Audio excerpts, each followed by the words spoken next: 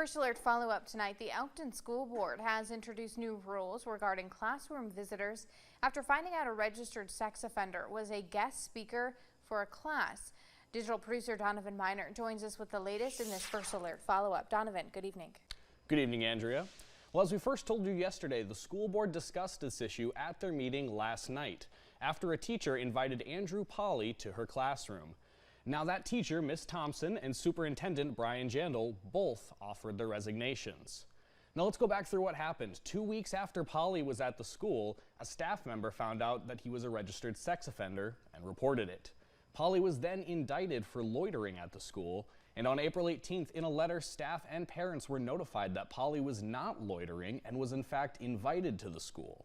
The letter adds Polly was under direct supervision the entire time he was on school grounds, and student safety was not compromised. The state registry shows Polly was convicted of sexual contact with a 15-year-old back in 2017.